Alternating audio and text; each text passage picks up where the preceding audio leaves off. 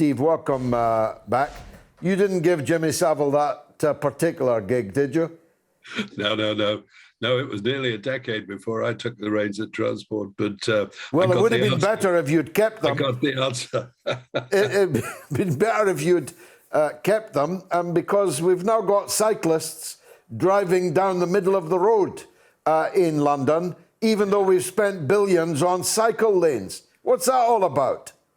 Well, it's all about a new set of advisory issues issued by the Highway Code to add to what's already an incredibly complex document. You used to think the Highway Code was fairly simple. Do you understand what traffic lights are? Do you understand what the speed limits are in various parts of the country and so on?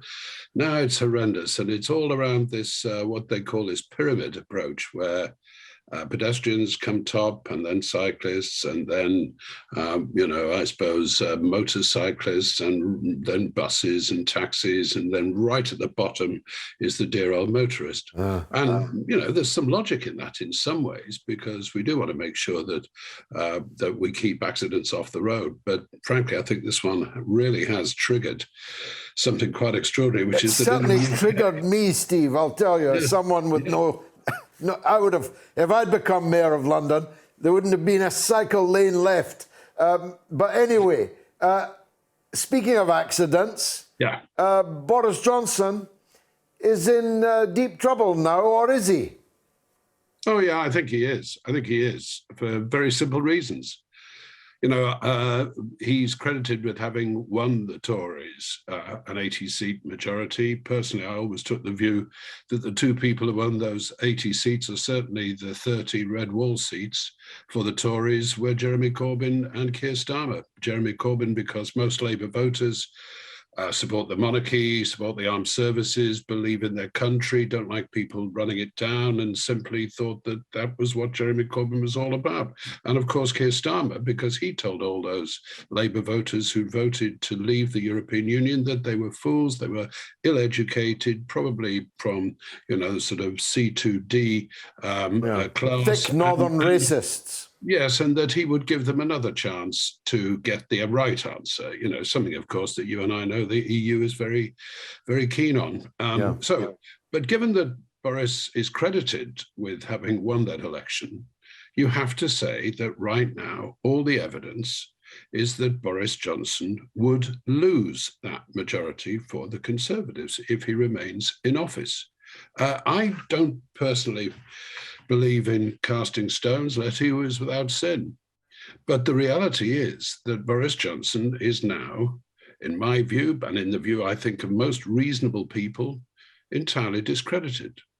If he doesn't go now, then something else will happen, some other offence, because that's what Boris is, that's what Boris does.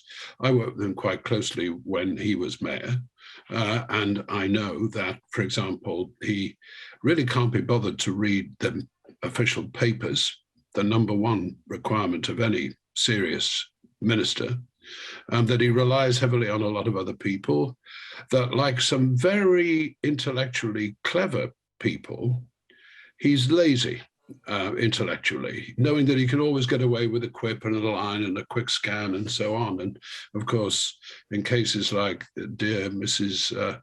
Zadari Ratcliffe, for example, now still imprisoned in Iran, it was a gift to the Iranian regime when Boris simply blurted out something that was entirely misleading and which led her into continued imprisonment. I mean, that's not even amusing at any level.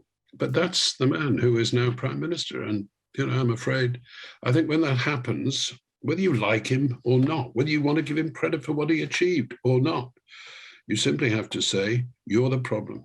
And I remember, George, if you don't mind me saying so, that in 1990, a far greater politician of whose shoes Johnson is not fit to shine, had been leader of the party for 15 years and she'd been prime minister for 11.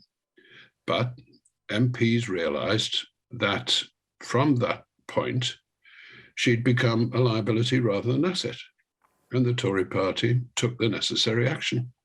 And I wonder about this current crop of MPs. whatever they are, they're of Conservatives and Labour MPs, as it happens on both sides, as you well know. They're younger, they're less experienced, they're less worldly wise, perhaps.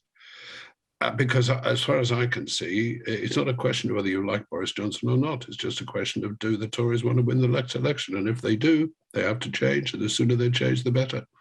Well, I'm glad you brought that up, because I was going to. We were both in the House when Margaret Thatcher was defenestrated, and brutal it was. It was a kind of regicide because, as you rightly imply, she was no ordinary politician, no ordinary party leader even. This was basically like killing the Queen. And the Tories did it rather ruthlessly on the night we both recall. If that were to happen, let's play hypotheticals. What happens next? Because, you know, I've got to say, when I look along that Tory front bench, I don't see anyone who is what we Catholics call papabile, who is capable of being the Pope. Yes, papabile is a lovely word. You and I know what it means, George. Yeah. But nobody else, not many else. Not many do. However, let me say, first of all, that's a really valid point, because, you know, when you look along the front bench, I do personally think there are several people who'd be perfectly capable of leading the country and doing it very competently. One, of course, is Jeremy Hunt, who I voted for last time when Boris Johnson, of course, beat him. Another, as far as I'm concerned, is Rishi Sunak. He may be young, but he's clearly extremely bright. He's very, very good with the media. And of course, I think he'd be, you know, very, very, very rich. Yes, but I mean, I'm hardly going to blame him for the fact that he married a very rich wife. I've been married twice. I'm always thinking of trying to marry a rich one, but sadly, you know, I love both of them. But let's not be distracted. Let's not go there. Yes, and then there are others. You know, I always remember that when Michael Howard, the Conservative leader in 2005, you remember this, decided to stand down after he'd lost the 2005 election to Labour. There were four candidates who everybody assumed would be the senior candidates, who were, it was Malcolm Rifkind, it was Ken Clarke, what's his name, the little chap who used to be Secretary of State for International Trade, Liam Fox. Yeah. And then this chap Cameron came along and blew them all away. And succeeded. So don't rule out, for example, somebody like Tom Tugendhat, who's thrown his hat in the ring already. That's quite a brave thing to do. He's a soldier. He's very clear. He speaks his mind. He's nobody's patsy. You know, he was also a strong Remainer. How would that work? Well, you know, I think I no longer want to define our politics simply by Leave and Remain. I mean, I was a Leaver. Had we remained, well, then we'd have had to get on with life. I don't think I'd be still arguing the toss. And I think most people do accept now that we're out and we're not going back. So I have no problem with that. I mean, you can say that Jeremy Hunt is probably a Remainer, and yet he would be my pick. And the reason is because he would say, as any sensible person was, okay, the country made a decision, we are now out, and my job is to make sure that we make the best of it. You know, one of the most depressing things for me is that since we left the European Union, we have taken none of the advantages which clearly flow from it.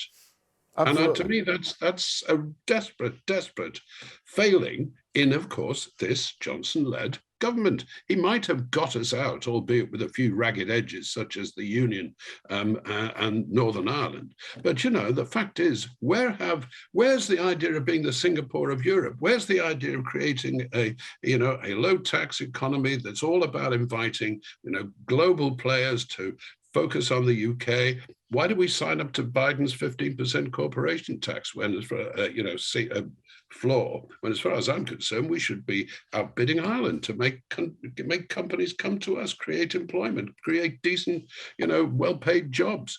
I haven't seen any of that, and that's why I would go for anybody who will restore the integrity and the respect that any party needs if it wants to, be in government. Right now, I think people have more respect for the integrity of the leader of the Labour Party. It may be the most boring of men and the most trite of speech makers, but nonetheless, compared to Johnson, the man is a saint. Well, that is fascinating, I must say. Thank you very much indeed, Steve Norris, for joining us as always.